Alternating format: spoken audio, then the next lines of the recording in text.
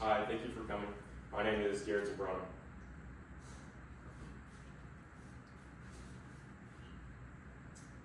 Webster's Dictionary defines paradise as a place of bliss or delight. I define it as Athens, Greece. We will explore the deep history, radiant culture, and beautiful scenery of Athens, the capital of Greece. After learning about its history, culture, and scenery, you will certainly add Athens to the top of your must-travel list. One of the city's most historic landmarks is the Parthenon.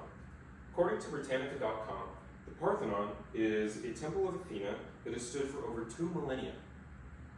It was built on Acropolis Hill, which took less than 10 years to build, spanning from 447 BC to 438 BC. Now, the Parthenon is full of fascinating sculptures that depict ancient battles and historical events, and is still here today, and you can still visit it.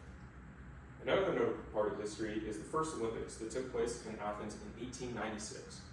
The Pantheonic Stadium was used for the opening ceremony and later reused in 2004, over 108 years later. A little fun fact about the Olympic Games is the first swimming event was held in the Mediterranean Sea in the open water. Socrates and Plato are some names you might recognize. Both of these men were very popular philosophers who had a profound impact on the city through art, theater, and music. Shortly after the death of Socrates, Plato erected a university in the center of Athens that was the first Western academy of its kind, and it was later destroyed by the Romans though. Although there's no school left on the, can you go back a slide please? Although there's no school left on the grounds, you can still find a park with a statue of Plato as well as some local cafes. Although they are not known for their food, Athens has a variety of culinary masterpieces. Many of these have been brought to America and popularized in the States, such as gyros, dolmas, and souvlaki. One thing all of these dishes have in common is that they are either cooked, marinated, or served with olive oil. 80% of the world's extra virgin olive oil comes from Greece, and they have many tours through the olive groves where you can try the olives as well as the oils. While enjoying these culinary delights, don't forget to immerse yourself in the common culture. The Epidaurus Festival is one of the oldest ongoing festivals in Europe. Starting in 1955, it spans through the summer months. The festival has a wide venue of activities such as theater, music, and dancing, which are set up in many different locations around the city. The festival derives its name from the theater of Epidaurus, which was lost to time and overgrown. But in 1940, it was excavated and renovated to its former glory. Now the theater is geometrically perfect, which allows for incredible acoustics. In fact, Socrates and Plato experienced this firsthand brilliance, the brilliance of this theater, which they performed their famous acts for the first time here. This appreciation for arts is deeply intertwined with the ancient Greek culture, which is centered around mythical gods. In fact, the city of Athens, believe it or not, is named after the Greek goddess Athena. A statue of Athena was in the Parthenon, and it stood at 40 feet tall, made of gold and ivory. It was destroyed during the Persian War. Very sad.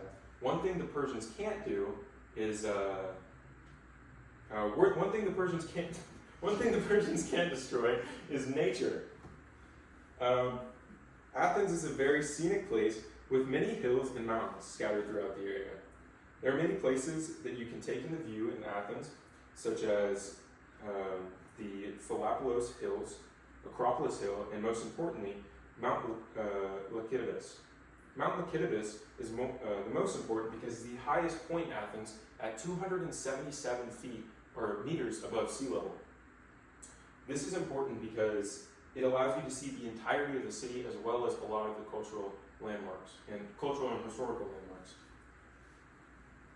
Athens also offers some natural beauty at sea level with its amazing beaches and one of the longest spanning coastlines out of all of the European capitals. Not only does Athens consistently get awarded the blue flag status for their cleanliness and clarity of their waters, but the city itself is also a wonder with its vintage architecture, sturdy cobblestone roads, and intricate historical buildings.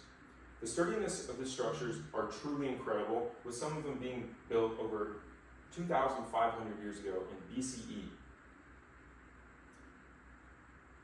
Walking is a very important part in Athens culture, as not a lot of places are very accessible to cars, either being too crowded or too narrow for any of them to get through. This honestly is, in my opinion, the best part of Athens, because it allows you to take in the urban scenery and experience what others have for the past couple of millennia. I hope that you've learned some amazing facts about the ancient city of Athens. We've barely touched on the cultural and historical aspects. For me, the city is on the top of my must-travel list, and I look forward to experiencing all Athens has to offer. I'm ready to book my plane ticket. Can I borrow $700?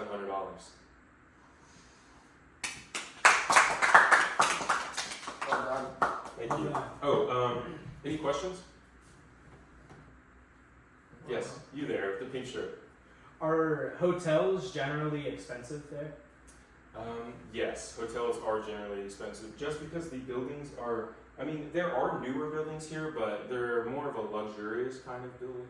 The ones that you are going to be staying, I'm not saying that you can't stay in that, but the ones that most people stay in are rural Airbnbs or motels / hotels, and they're quite expensive. Alright.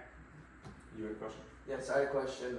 So these events that were in the public, such as visiting the Parthenon or going to the festivals and the theaters, were those free back in ancient Greece? And going along with that, when they did have to exchange currency, what types of currency did they use?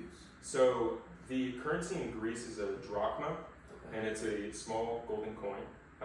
They had different kinds of coins, but mostly it was a drachma, the small golden ones.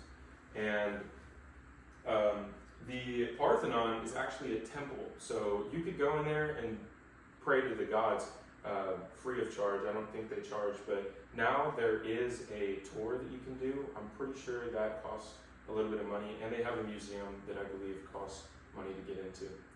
But the festivals, most of them are free if you, could you go back a slide, please? And the Theater of Epidaurus, that is a fee to get in, but I highly recommend it. Do you know if the statue of Athena is still standing in the Parthenon? It is not. It was destroyed by the Persians.